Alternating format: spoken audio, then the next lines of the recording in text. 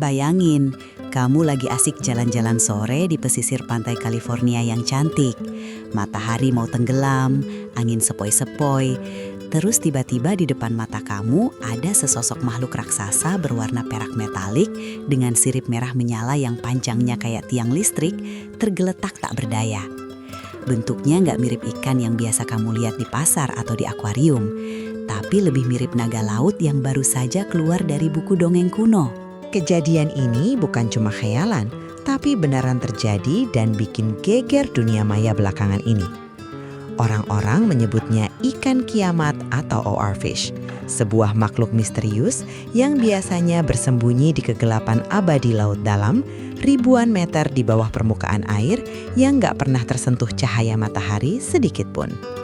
Penemuan ini bukan cuma soal ikan aneh yang terdampar, tapi ini adalah surat undangan dari dasar samudra yang paling gelap buat kita semua untuk mulai bertanya-tanya. Kita harus mulai dari penampilannya dulu, karena jujur aja, ikan kiamat ini punya estetika yang sangat luar biasa, tapi juga bikin bulu kuduk berdiri. Badannya panjang banget, bisa sampai belasan meter. Warnanya perak mengkilap kayak pedang yang baru diasah. Dan yang paling ikonik adalah jambul atau sirip di atas kepalanya yang berwarna merah darah. Kalau kamu lihat secara langsung, kamu mungkin bakal mikir kalau ini adalah alien atau hasil eksperimen laboratorium yang lepas. Tapi nyatanya dia adalah salah satu ikan bertulang sejati terpanjang di dunia yang masih ada sampai sekarang. Namanya oarfish, diambil karena sirip sampingnya yang panjang dan ramping kayak dayung. Tapi di Indonesia dan beberapa negara Asia lainnya, dia lebih dikenal sebagai pembawa pesan buruk atau ikan kiamat. Nama itu nggak muncul tanpa alasan, karena ada mitos yang sangat kuat yang bilang kalau ikan ini muncul ke permukaan, itu artinya bakal ada bencana besar, kayak gempa bumi atau tsunami. Bayangin kamu sekarang lagi menyelam, melewati batas-batas yang biasa dikunjungi penyelam profesional. Kamu melewati zona cahaya, lalu masuk ke zona remang-remang, sampai akhirnya sampai di kedalaman 1000 meter, di mana kegelapan itu total. Di sini tekanan airnya luar biasa besar. Rasanya kayak ada puluhan gajah yang berdiri di atas kepala kamu setiap saat. Suhu airnya hampir membeku, dan gak ada tumbuhan yang bisa hidup. Di tempat yang sepi dan mematikan inilah si ikan kiamat ini tinggal. Mereka nggak berenang kayak ikan biasa yang badannya mendatar. Tapi mereka sering ditemukan dalam posisi tegak lurus, berdiri diam di tengah kegelapan kayak kolom perak yang melayang. Kamu bisa bayangin nggak betapa anehnya pemandangan itu?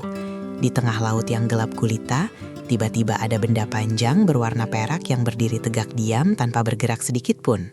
Inilah cara mereka menghemat energi, karena di laut dalam, makanan itu barang mewah yang susah dicari. Mereka cuma nunggu udang-udang kecil atau plankton lewat di depan mulut mereka, lalu hap, selesai urusan. Kehidupan di laut dalam itu punya aturan main yang beda banget sama kehidupan di permukaan. Semuanya bergerak sangat lambat. Metabolisme ikan-ikan di sana sangat pelan, supaya mereka nggak cepat lapar.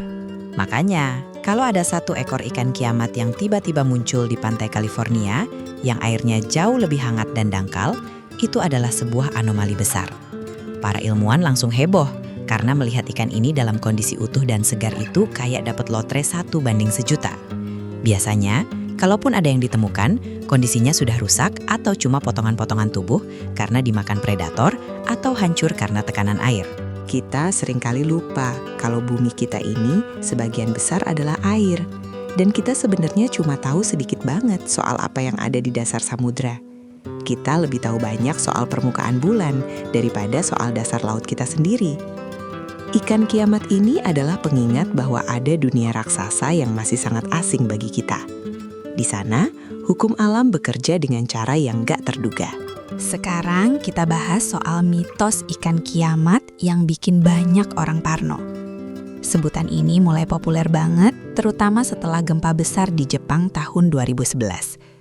Kabarnya, beberapa bulan sebelum bencana dahsyat itu terjadi, puluhan ekor oarfish terdampar di pesisir Jepang.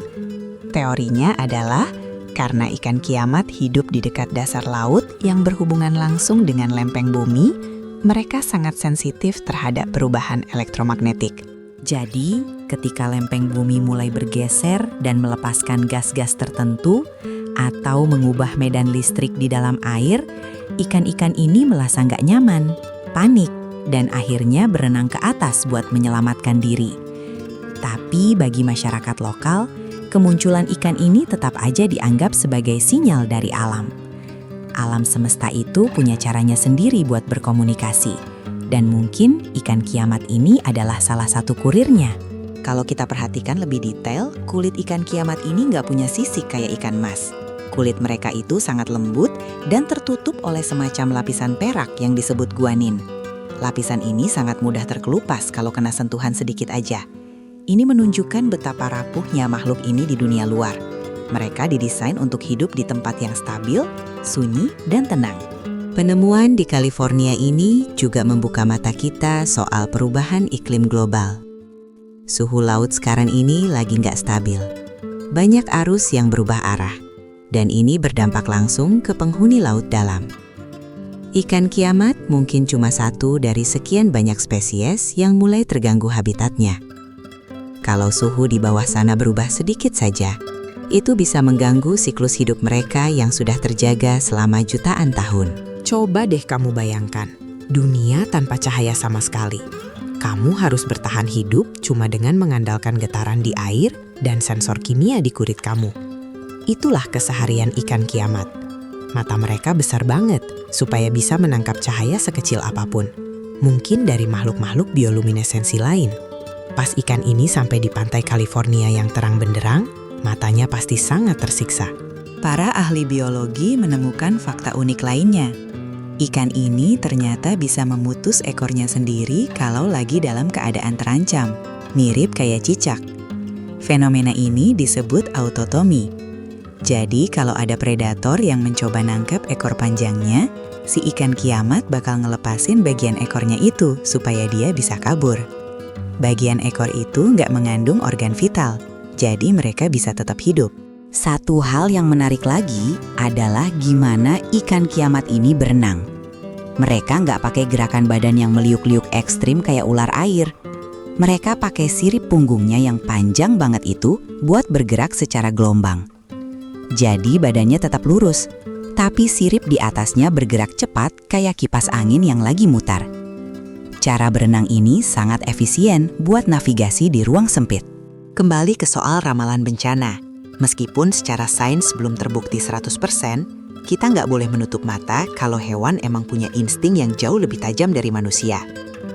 Kita sering dengar cerita tentang anjing yang menggonggong terus-menerus sebelum gempa. Ikan kiamat ini mungkin cuma salah satu dari sekian banyak sensor alami yang dimiliki bumi. Jauh sebelum Jepang mempopulerkan legenda Namazu, para pelaut di belahan dunia lain sudah lebih dulu dibuat gemetar. Di Eropa Utara, khususnya di kalangan bangsa Viking, muncul kisah tentang ular laut raksasa dengan rambut merah yang menyala-nyala. Menariknya, catatan ilmiah pertama tentang ikan ini baru muncul pada tahun 1772 oleh Peter Ascanius dengan nama Regalecus glesne. Hasil studi Universitas Tokai di Jepang menunjukkan dari 336 penampakan ikan laut dalam, hanya ada satu kejadian yang benar-benar berdekatan dengan gempa. Namun, para ilmuwan punya hipotesis menarik soal electromagnetic pulses. Ikan laut dalam punya sistem gurat sisi yang sangat sensitif terhadap perubahan kimiawi dan listrik.